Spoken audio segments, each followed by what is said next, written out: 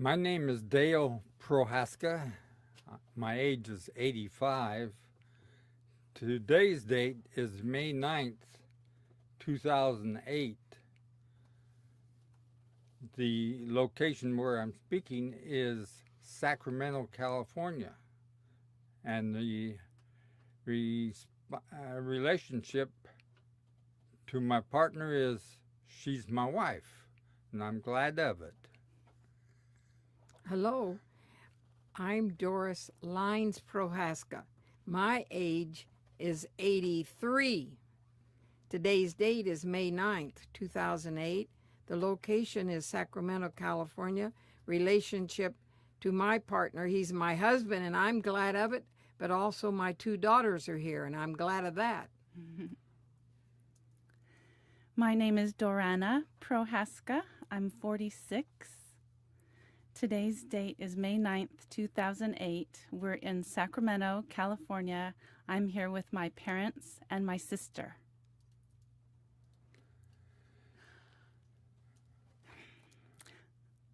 So, tell me, how did a boy from Washington meet a girl from Missouri in the state of Virginia? I'll tell you part of it. I was in boot camp for the Navy, going to the World War II incident. And it was boot camp in Farragut, Idaho. Nice, cool place. I finished boot camp, and away I go to Pleasanton, California, from a cool place in July to a hot place. You know how dry and hot Pleasanton is. And I wasn't there but 3 to 4 weeks, and I was shipped to the East Coast to go to school at Boston, Massachusetts. I took the train all the way along the coast, the southern coast, and up to Norfolk, Virginia. And that is where I had my schooling. And after the schooling, I was waiting for my ship, which was a destroyer escort. I can tell you some of that story too, because in 1943 I graduated from high school, and my mother sent me to a Southern Baptist assembly for young women, because she was hoping I would be a missionary. She had me in mind to be a missionary. And when I got there, I enjoyed my week at this assembly, and she had made plans for me to visit her brother, which lived in Wilmington. He lived in Wilmington, North Carolina. And when I arrived in Wilmington, my uncle sent me to visit his daughter, Jessie Beth, in Suffolk, Virginia. So that tells the story of partly how we met. He was in the Navy, and I walked across to a USO and met a young man standing under a fan because it was so hot in Virginia, and he wasn't used to that heat.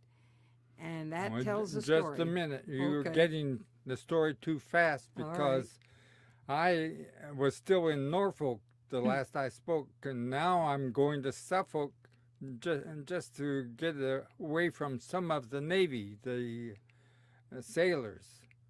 So 2 or 3 of us went to Suffolk to enjoy the land without any sailors, but it was full of sailors there too. I too went to the USO, mostly to cool off because I was still in my blues. And I should be in whites in July.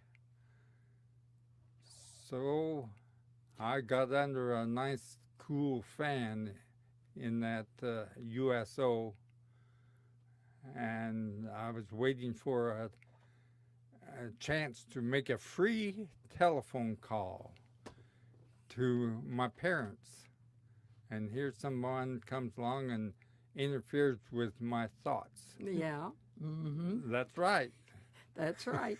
Yeah. But Mom, I thought you didn't want to go to that dance that night. I didn't. I had no interest in meeting any sailors or any serviceman, but my first cousin insisted that I do something because she hadn't entertained me any, because she had a 1-year-old baby, and so I was promised that I could come home at 9 o'clock that morning or evening, and that's the only reason I went.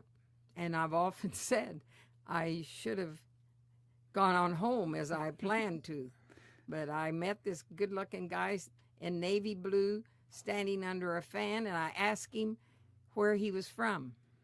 I was from Vancouver, Washington, waiting for a phone call, or at least to make a phone call to my parents. Home to your family on the farm in Washington. That's right, in Vancouver.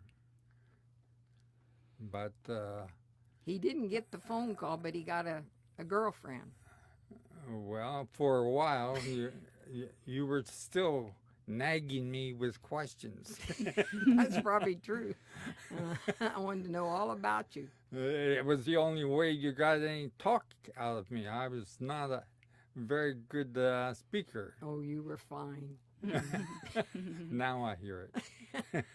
Mm-hmm. So he walked you back across the street at the end of the evening? I did. I took her back to her home just across the street and asked for a time tomorrow, which was a Sunday, as to whether we could be together. And she said she goes to church.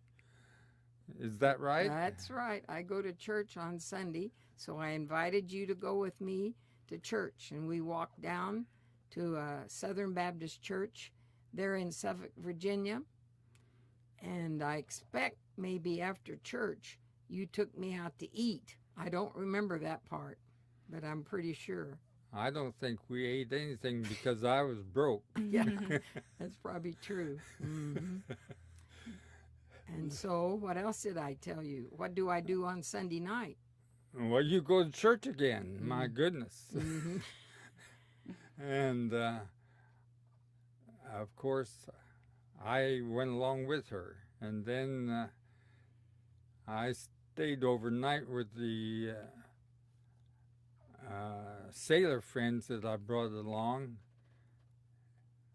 and went to church the next morning, as I should, and I enjoyed the church service.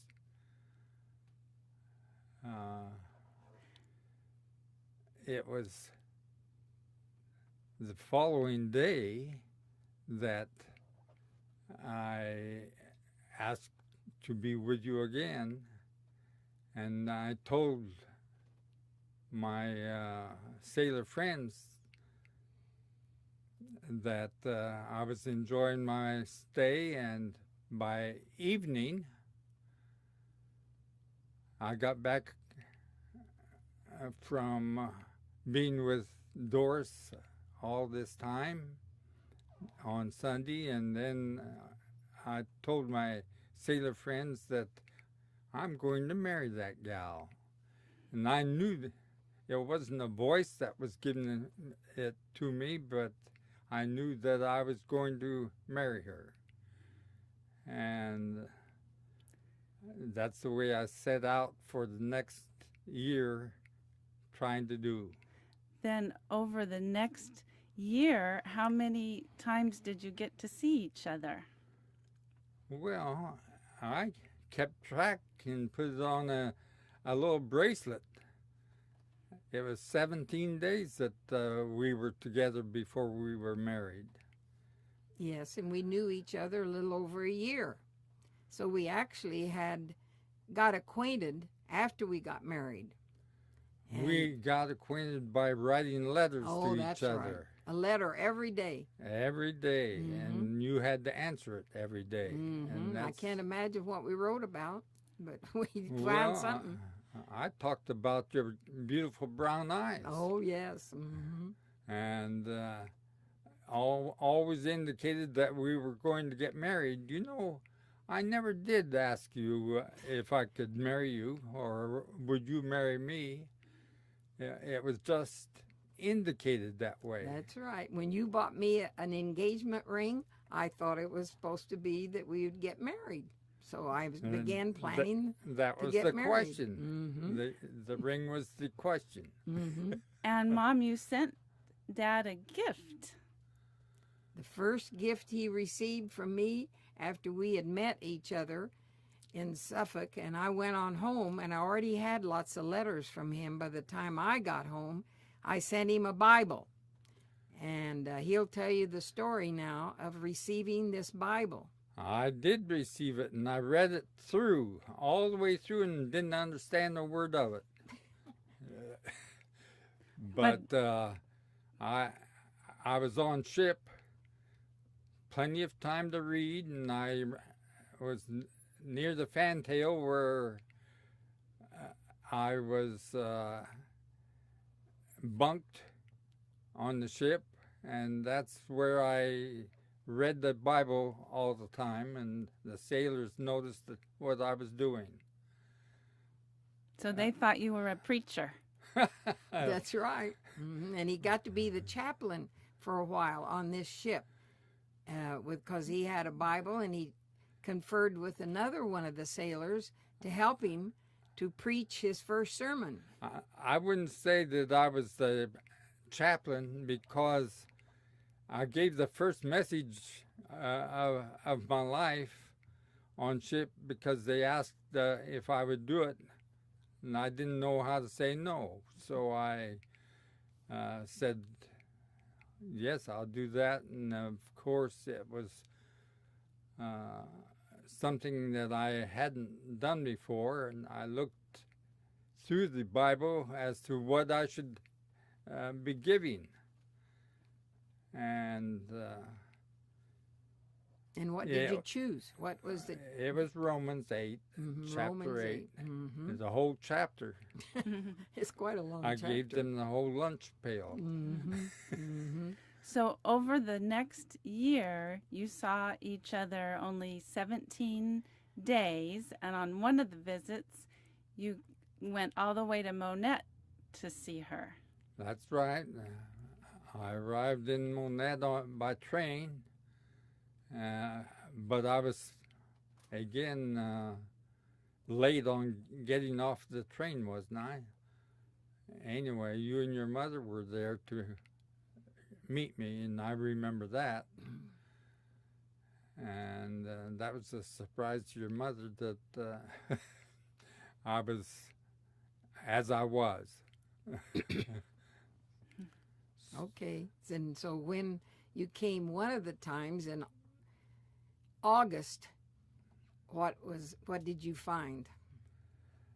The whole yard was full of chairs. Well, he laid down to take a nap. Oh, yeah, first. I had come in August predicting I was going to be married, but not sure of it because she never answered any question, which I didn't give. Yeah, that's true. And I took my nap because I was tired. I got up and walked out on the patio. There's a whole group of chairs out there with people gathering to have a marriage of some sort. And I looked back at the door I came through, and it was locked. I couldn't get back, so I said I have to face this music of getting married. My mother put an ad in, since she couldn't send out an invitation, she put an ad in the local newspaper that you're invited to Doris and Dale's wedding.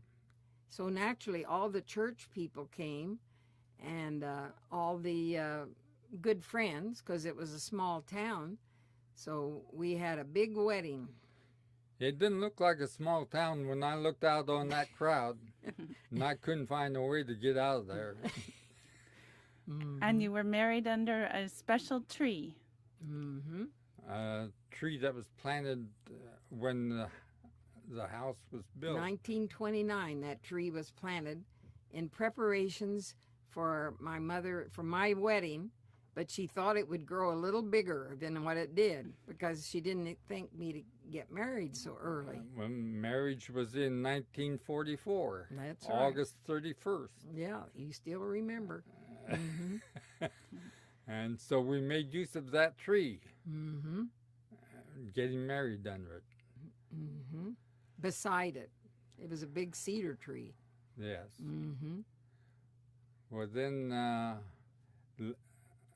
leaving Monette, I wasn't sure if you were coming with me or not, but I soon found out that I had a car given to me and a girl for a wife given to me, and away we went,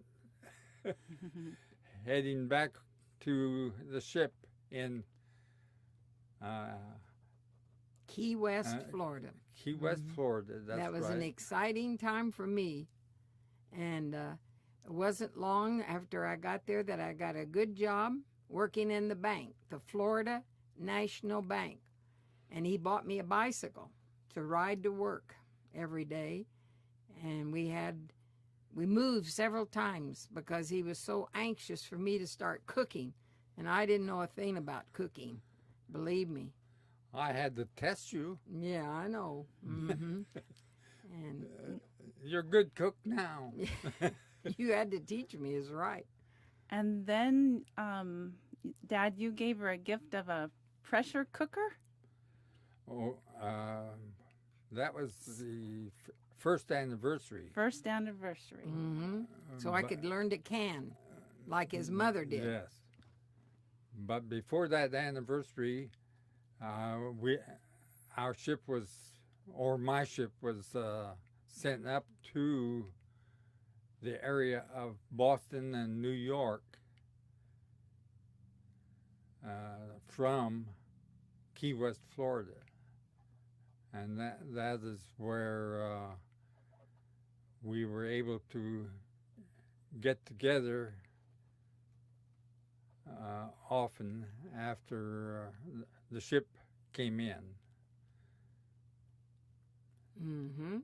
After you had served on D-Day, on June, June the 6th. Mm-hmm. And so, yeah, I went to New York after he had come back from the big invasion in Europe there. Of France. Mm-hmm. And so anyway, that's when he bought me the ring that time. So I thought it was, that was when I could wear a diamond ring to show everybody that I was going to be engaged and get married. I left my ship there at Philadelphia after all of the convoy duty that I finished, and had to go to the hospital for a period of time while you were working in Philadelphia. Mm-hmm. I got a good job. Mm-hmm. Warehouse. Mm-hmm. I got a little mixed up. So you were in New York, Key West, Florida, then sent to New York, and then went to D-Day? Yes. And where did Mom stay? Was. Well, we both got you mixed up. The D-Day was before we got married. That was in early June of 44, and we got married in August of 44. Oh. But he is right. His ship left Key West, Florida, and went up to Philadelphia. And so... Then how did you get back to the state of Washington where you bought that little house? Well, that was after the war had completed, and the first ones relieved of duty were those that were married, and that was me. And so I left the hospital and went to the state of Washington to visit my parents. And she went back home for a period of time. But then I told my parents that I was going to college, and I did. I went up there and found a house that I could live in, and for my wife as well.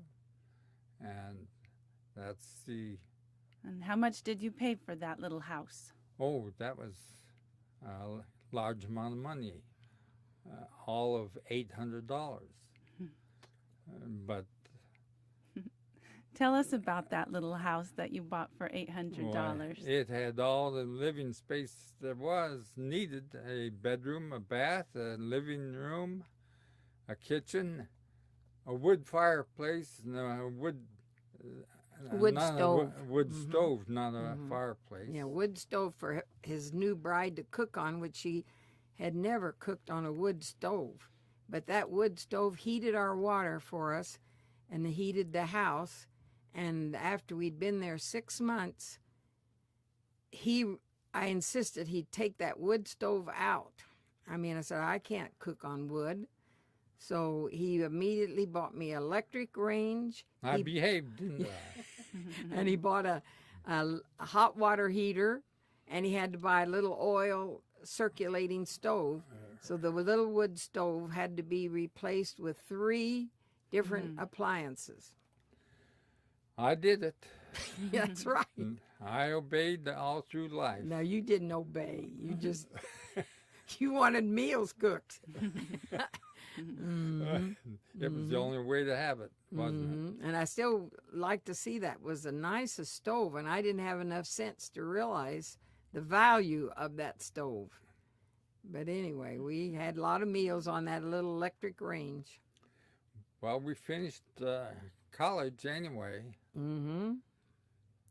We finished college. You had your degree, and you had a 2-year-old son when you left there, and a nice car to drive back to Missouri. I think we sold that $800 house for $5,000. So don't you think we did real well as a beginning? Well, I should have asked more. That's right. Houses were in demand.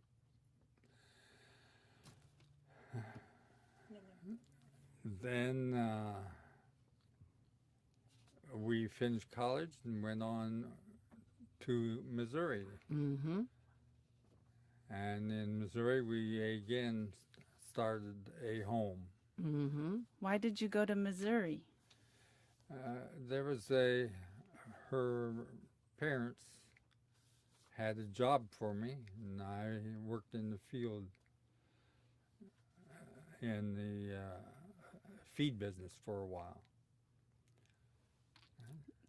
And you can be thankful because that's where your daughter was born, in Missouri. I have a little girl that was born in Monette, Missouri. She's not very happy about it, maybe, but she got here anyway. Mm-hmm. So you had a son born in Washington, a daughter born in Missouri, and I came along in California as a surprise. Mm-hmm. A little extra surprise. And that started the whole ending of That was an ending? My mom said I was the unexpected blessing. Mm-hmm. Thank you. The blessing came along and is still taking care of us today. And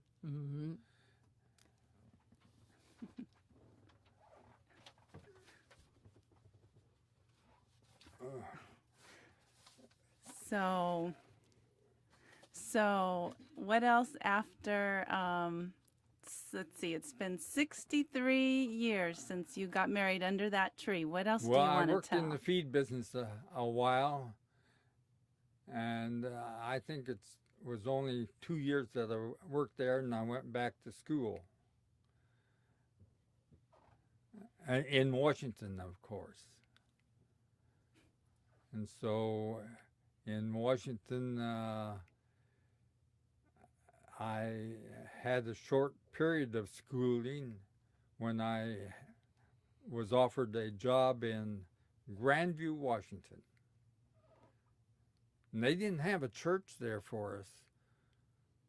We had to get a small group of people starting a church. That's when we became missionaries. My mother wanted me to be a missionary, so we helped start a church in Grandview, Washington, and we helped in Oregon and in California. So In Oregon, it was Portland. Portland, And in California, it was Linden, California. So my mother got her wish.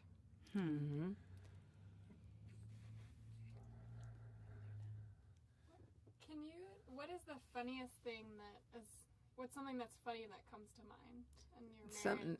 Something that's funny. The whole thing was funny. Yeah, well, it's like most marriages. It hasn't been all smooth, but as I've told the two girls, I might have liked to have had a gun to shoot him, but I never was going to divorce him. I kept him. Because your mom told you. My mom told me when I got married that I had to stay married. My parents were married 65 years, and they didn't get married young either. And and what was funny is I never could get my parents to ever take up for me when I had any complaints against my husband. Well, I was always right.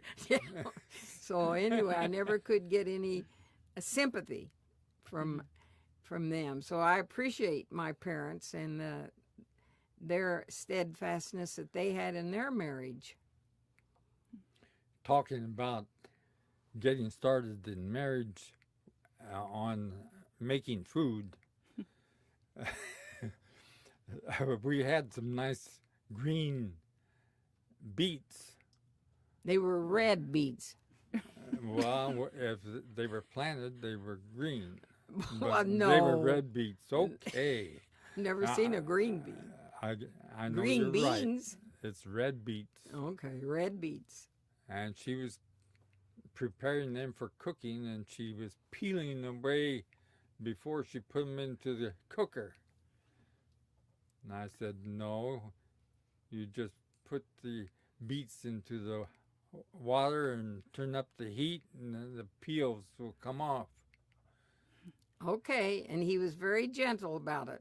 He didn't make fun of me or anything, and I found he was right, and I guess he's been right ever since.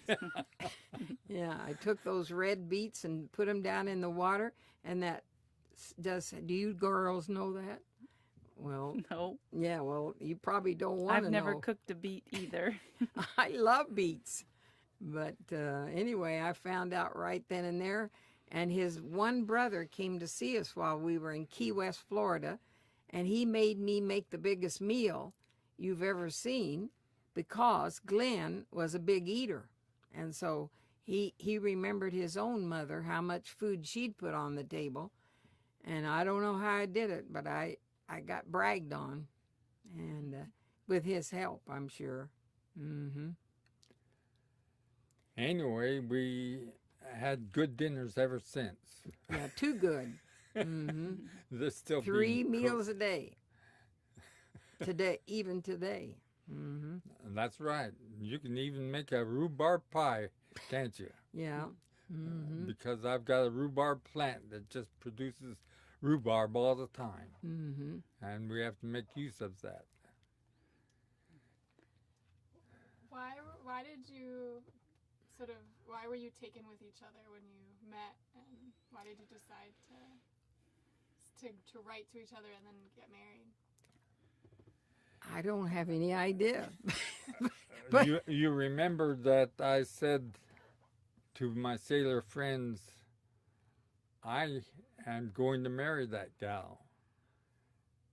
Ever since I was married, the Lord has been directing my life when I listened. And it was because of the Lord that everything in our life has happened for the Lord's good. And I'm thankful to the Lord for all that He has done for us. And I have to say amen, because as I told these girls, I said I was lucky to get him, that he would like to go to church, and he took right to going to church right away. He didn't put any fuss against it. And so that, I guess, answering your question, that would be the one thing that we both could enjoy together through these 63 years, because we would always, in our many moves, we've probably moved about 4 times in our marriage. All 3 of my kids did graduate from Lodi High School, though, because when we moved to Lodi, I said, I want my children to all graduate from the same high school. So our son went there 2 years, and Sandra went there about 6 years or 7, and Dorana got to start in Lodi in the kindergarten. So I think that's one thing that keeps you together is and we like each other, really. It's Dad's blue eyes. Yeah. I liked his blue eyes, and he was one handsome sailor. He's still handsome. Oh, I thought you might say that I changed. No. We both changed. But anyway, I hope we make it as far as your parents made it. Yeah, we're heading for 65 65 years. My parents were married 65. We've only got a year and a half more to go.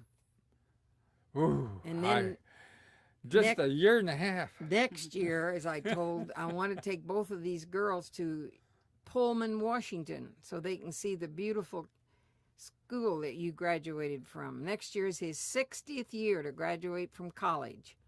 And I was so proud that he got his degree, because that's what he wanted. He wanted it. As a high school boy, in his annual, he'd put he was going to go to college and be a veterinary. But he didn't make the veterinary college, but he did get his degree. And you worked at that college. I did. I went to work right away. And only took a little time off when I had a baby, because he would babysit at night, because I would go to work about 4 o'clock and get home at 10, and he'd go to school and get home by 4. So we didn't have to have any babysitters for our little one. And so anyway, yeah, I was always able to get a pretty good job, and we would save. We were very saving. And What kind of a job did you have? I worked for what's called the comptroller's office, which is the banking part of the college. Because You ran an IBM machine, with those first ones in 1946 and 47. It took practically the whole basement to do the work on those big machines. Of course, now they're just little ones. But I had a very kind lady that I worked for, and she was very patient with me, even when I was pregnant. And I would still go to work every day. Well, I would say that you got a college education along with me. I know. I'm the only one. I want to say my 3 children have college degrees. My husband has a college degree. My son-in-law has a college degree. Who else does? And well, guess that's it. But now my grandchildren, Brian, Kristen, and Shannon all have college degrees. Ben has one. So you have 6 grandkids. And 4 of them have college degrees, I guess. Mindy doesn't, and who else? And Joe. That's all. But the best thing in our marriage has been following the Lord, doing His will, and listening to His leadership. We hope that our children will also follow the Lord in the same way. Amen. Do you mind us talking a little bit at the end about how have you parented? How do you think that together you have now raised your children? I think they're very good children, and they have been obedient to their parents, and therefore will also be obedient to the Lord. They know the Lord. Yeah. I don't know how well we did as parents. I imagine a lot of times it was confusing to them, because it always is, I think, to children to watch their parents go through good times and bad times. But he lost his job when you were at school, but same thing with Dale. We got him through college. Of course, that's when it was a little cheaper than it is now. Mm-hmm. But we never had to miss any problem. Or I remember my sister saying all you'd have to do is just look at her and she'd behave. that's right. Mm-hmm. Piercing blue eyes, huh? Mm-hmm. Well, I'm sorry it came out that way. Well, one thing but he never did was spank the kids any. I didn't spank you, and I didn't, even though I wanted to. Yeah, I don't think he ever spanked Dorana, did he? I know he I thought spanked. each one of them got one They paddling. might have got one, but I guess I did the discipline. Very good. Is there anything else you want to say? And Is there anything else you wanted to share? I'm not sure if I can think of anything else. I know that I have an opportunity to at least speak, and I've had 63 years. Of what? Keep it going. I want to hear the rest. 63 Of years. a fine marriage. You better say. And he likes going out in his garden, and my mom keeps busy with Avon and her women's groups. And so She runs the household. you each have your own individual interests as well as your interests together. Mm-hmm. And I thank you.